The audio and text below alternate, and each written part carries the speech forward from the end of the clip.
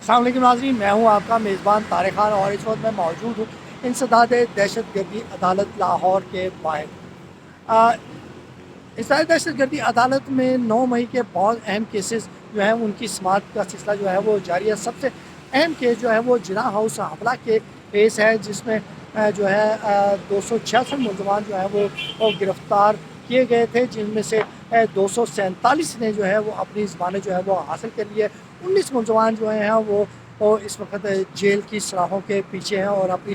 رہائی کے لیے ضمانت جو ہے وہ انہوں نے دائر کی ہے اور کوشش کر رہے ہیں کہ ان کو ضمانت جو ہے مل جائے۔ اس کیس میں عمران خان سمیت تمام پی ٹی آئی کے اہم رہنما جو ہیں وہ نامزد ہیں۔ اس کیس میں جو ڈاکٹر یاسمین راشد ہیں، عدالت نے صرف انہیں جو ہے وہ ڈسچارج کیا ہے۔ اب تک اس میں 2 ججز جو ہیں وہ اس کیس کی سماعت جو ہے وہ کر چکے ہیں۔ اس کیس میں اب تک 13 سماعتیں جو ہیں وہ ہو چکی ہیں۔ ہم آپ کو 13ویں سماعت احوال جو ہیں وہ ہم آپ کو بتائیں گے کہ جو کمرہ عدالت میں جو ملزمان تھے ان کا رویہ کیسے تھا، کس طرح کہ انہوں نے کس کس سے ملاقاتیں کی ہیں اور عدالتی جو اہلکار ہیں وہ اپنے کیا فرائض سر انجام جو ہے وہ دیتے رہے ہیں۔ تو ختیجہ شاہ جو ہیں وہ اس میں نامزد ملزمہ ہیں اور وہ بھی ایک کمرہ عدالت میں پیش ہوئی۔ انہوں نے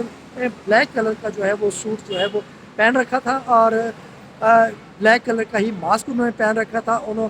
وہاں پہ بیٹھے وہ وپ جو ہے وہ اس کے کش لے رہی تھی، جسے ہم الیکٹرک سگریٹ بھی یہ کہتے ہیں۔ عدالت کمرہ عدالت کے اندر ہی وہ اس کے کش جو ہے وہ لگا رہی تھی۔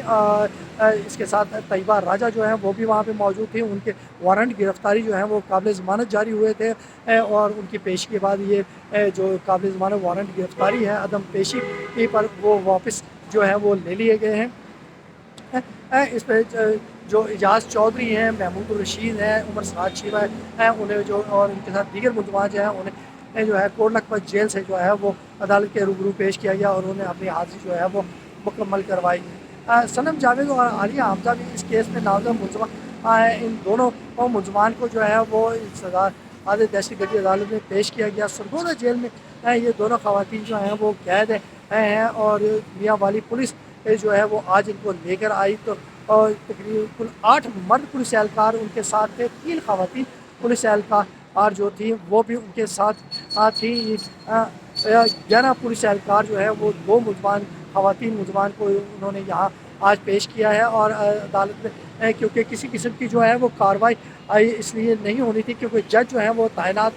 تھے۔ اگر ہم بات کریں تو لگتا ایسے یہ ہے جیسے صرف صنم جاوید اور عالیہ حمزہ کو ان کی فیملی سے ملوانے کے لیے جو ہے وہ یہاں پر اور جو ہے وہ پیش کیا گیا، ورنہ ویڈیو لنک کے ذریعے سے بھی ان کی حاضری جو ہے وہ مکمل کی جا سکتی تھی۔ اگر جج تعینات ہوتے اور اس کی سماعت ہوتی تو انہیں ضرور اس کیس میں جو ہے پیش کیا جانا تھا، لیکن یہ تمام جو پیشی ہے اور اس پہ جو آنے والے اخراجات ہیں اور جو مین پاور جو اس کا بیجا استعمال ہے، یقیناً اس کو محفوظ کرنے کی ضرورت ہے اور اس پہ اگر جج جب تک تعینات نہیں ہوتے تو ویڈیو لنک کے ذریعے ان کی حاضری جو ہے وہ مکمل کی جانی چاہیے، لیکن ایسا نہیں کیا گیا۔ کوٹ لکھپت جیل سے بھی جو ملزمان ہیں اگر ان کا کوئی اور کیس نہیں ہے تو ان کے بھی وارنٹ کے ذریعے جو ہے وہ حاضری جو ہے وہ لگائی جا سکتی تھی، لیکن ایسا نہیں کیا جا رہا ہے اور جج کی تعیناتی نہ ہونے کی وجہ سے یہ کیس جو وہ ہے مسلسل ڈیلے کا شکار ہے۔ سال کے قریب کا وقت جو ہے وہ ہونے کو ہے اور اس کیس میں ابھی تک ملزمان کے خلاف جو ہے وہ چالان جو ہے وہ پیش ہو گیا ہے، لیکن فرد جرم جو ہے وہ عائد نہیں ہو سکی اور ٹرائل کا باقاعدہ آغاز بھی جو ہے وہ نہیں ہو سکا۔ اب عدالت نے اب سماعت دوبارہ سے جو ہے وہ 15 مئی کے لیے ملتوی کر دی ہے۔ اب دیکھنا یہ ہے کہ 15 مئی کو کیا دوبارہ یہی پریکٹس جو ہے وہ کی جاتی ہے، عالیہ حمزہ اور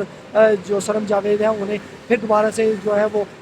پیش کیا جاتا ہے سرگودا جیل سے یہاں ان کا ویڈیو لنک کے ذریعے جو ہے وہ حاضری مکمل کی جاتی ہے اور اسی طرح جو دیگر ملزمان قید ہیں یا ڈسٹرکٹ جیل لاہور میں، کوٹ لکھپت جیل لاہور میں، کیا انہیں بھی یہاں پیش کیا جائے گا یا نہیں، تو اور یہ احوال جو اب ہم دوبارہ سے آپ کو بتائیں گے اور تب تک کے لیے ہمیں اجازت دیجیے۔ السلام علیکم۔